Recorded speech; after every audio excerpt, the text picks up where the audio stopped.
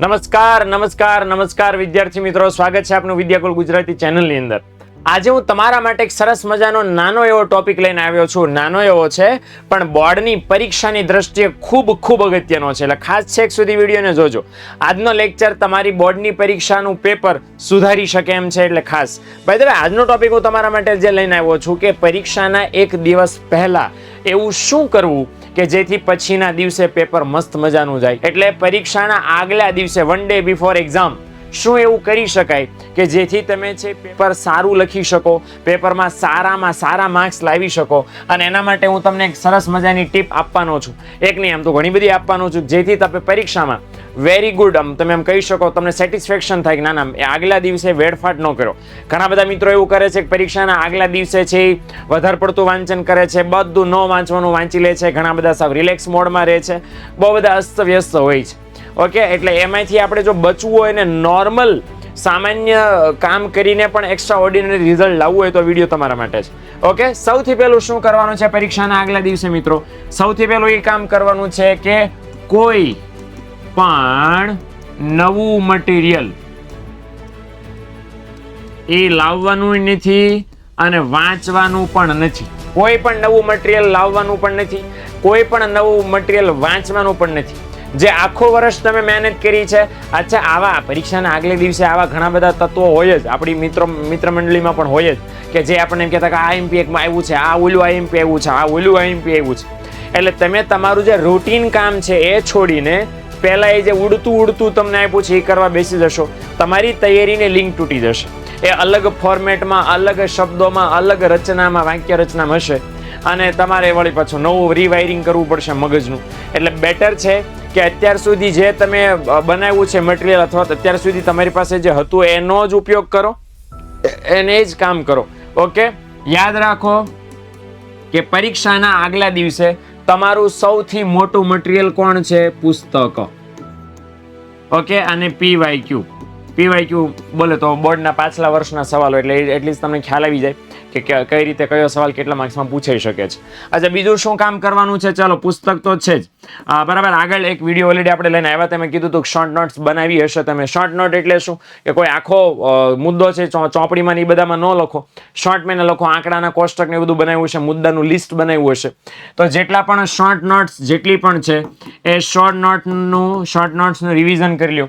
અચ્છા, એક આખો દિવસ તમારી પાસે પેપરના આગલા દિવસે તમને પડ્યો છે. ઓકે, તો એ આગલા દિવસે જે તમારી પાસે આખો દિવસ પડ્યો છે એમાં છે સૌથી પહેલા ટાર્ગેટ નક્કી કરો કે કેટલા ટાઈમમાં, બરાબર, તમારી પાસે ટાઈમ રાખો કે 1 વાગ્યાથી આટલા વાગ્યા સુધીમાં અને કયા ચેપ્ટર. તો ટાઈમ વાઇઝ ચેપ્ટર ફિક્સ કરી નાખ્યો કે આ ટાઈમમાં આ ચેપ્ટરનું રિવિઝન, આ કલાકમાં આટલા કલાકનું રિવિઝન. પેપરના આગલા દિવસની વાત કરો છો એટલે તમારે એ નક્કી કરવાનું છે કે તમારા વિષયમાં, મારા વિષયમાં આટલા ચેપ્ટર છે.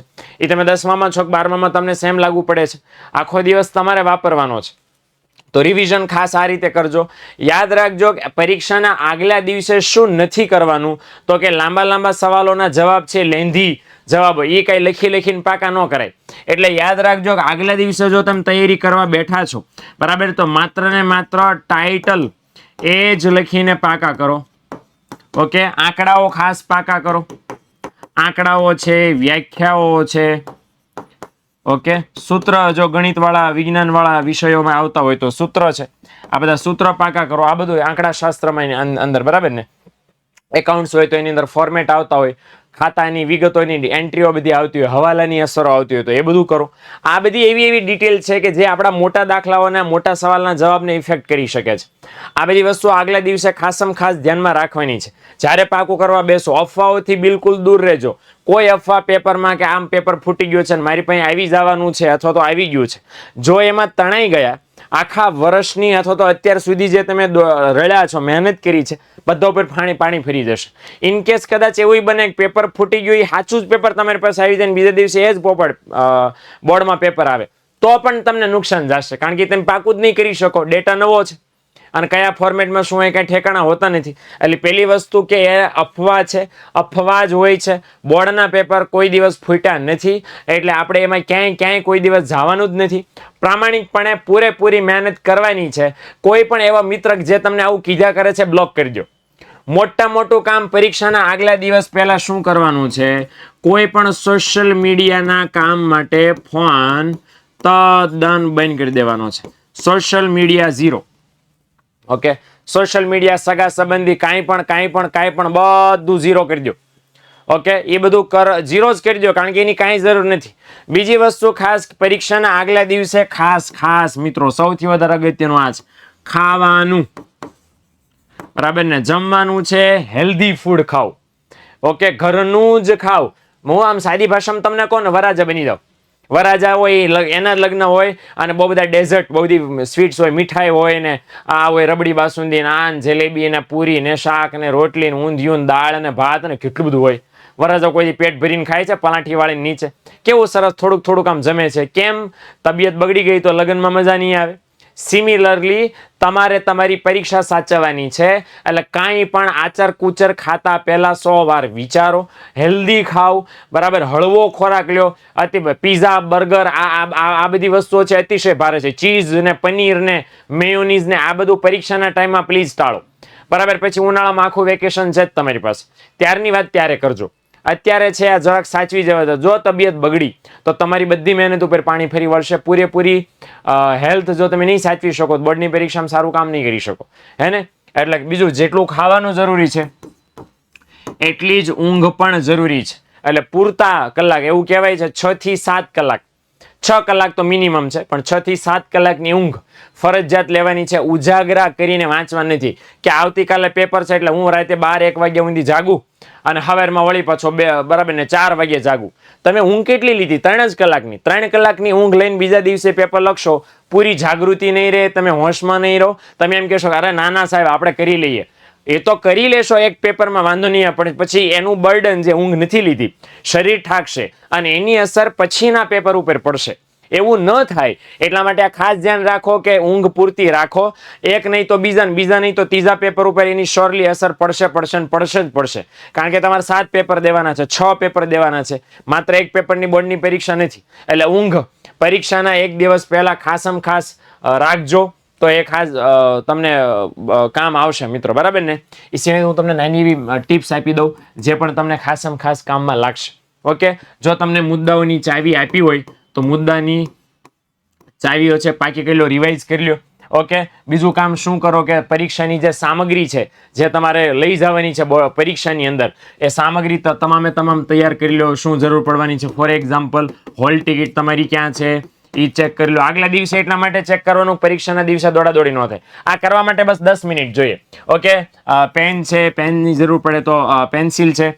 આ બધી સામગ્રીઓ એવી છે, હું તમને એમ કહું સાહેબ તમે આવું શું કહો છો, આ તો અમને ખબર પડે, પણ છતાંય ચેક કરી લેવું જરૂરી છે. બરાબર? પેન, પેન્સિલ ને સ્કેલ ને જેટલી પણ વસ્તુ તમને આગલા દિવસે પેપરમાં, અમારા એકાઉન્ટ સ્ટેટ વાળા 12મા ધોરણમાં સ્ટુડન્ટ હોય તો એ લોકોને કેલ્ક્યુલેટરની જરૂર પડે છે, તો કેલ્ક્યુલેટર પણ આ બધી સામગ્રી ચેક કરી લો.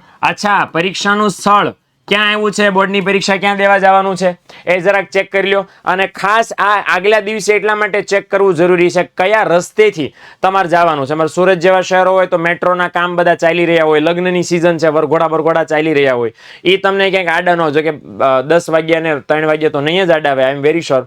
પણ આ બધા ટ્રાફિક ને એ બધાના પ્રશ્નો નડશે મોટા શહેરોમાં જેટલા પણ છે બધાને. તો ખાસ આગલા દિવસે એકવાર ફટાફટ તમે જ્યાં તમારું સેન્ટર છે ગૂગલ મેપમાં એટલીસ્ટ જોઈ લો કે તમારા ઘરથી પરીક્ષાના સ્થળ સુધી પહોંચતા તમને કેટલી વાર લાગે છે. ઓકે, એટલે શું છે કે બીજા દિવસે હડાહડી ન થાય, દડાદડી ન થાય. બીજા દિવસે પછી 12 વાગ્યાને નીકળી જાવ એમ નહીં હાલે. એટલે વ્યવસ્થિત અત્યારે સમય જોઈ લો, સ્થળ જોઈ લો કે હોલ ટિકિટમાં જે સ્કૂલ લખી છે એ સ્કૂલ ક્યાં આવી છે. ઓકે, એટલે એકવાર એવું લાગે તો ચેક કરી શકાય ત્યાં જઈને કે આ સ્કૂલ છે ને એમાં આ કયા રૂમમાં કયો વારો છે વોટ્સએવર. ઓકે, એટલે ઇન શોર્ટ તમે આ બધું આગલા દિવસે ખાસ કરશો તો કામ સરસ રહેશે. બાકી મેં તો ખાવાનું, પીવાનું, સુવાનું આટલામાં જરાક કાળજી રાખો. જેટલી ટિપ્સ આપી છે તમને કે ભાઈ રિવિઝન કરો તો નવું કાંઈ ન કરો. પાઠ્યપુસ્તક બેસ્ટ તમારો રસ્તો છે. શોર્ટકટ જેટલા પણ છે, શોર્ટ નોટ્સ બધી એનું રિવિઝન કરો એટલે આઈ એમ વેરી શ્યોર બોર્ડની પરીક્ષામાં સારામાં સારા માર્ક્સ આવશે. અને ખાતરી આપું છું કે તમારું પેપર સારું જશે. બીજી કોઈ અફવાઓમાં, બીજી કોઈ લાલચમાં જાતા નહીં. આગલા દિવસે પેપર છે એટલે માત્ર ને માત્ર ફૂલ કોન્સન્ટ્રેશન એમાં કરશો. અને એક્ઝામ માટે બેસ્ટ ઓફ લક મિત્રો. સારામાં સારું પેપર જાય એ માટે ભગવાનને આ પ્રાર્થના.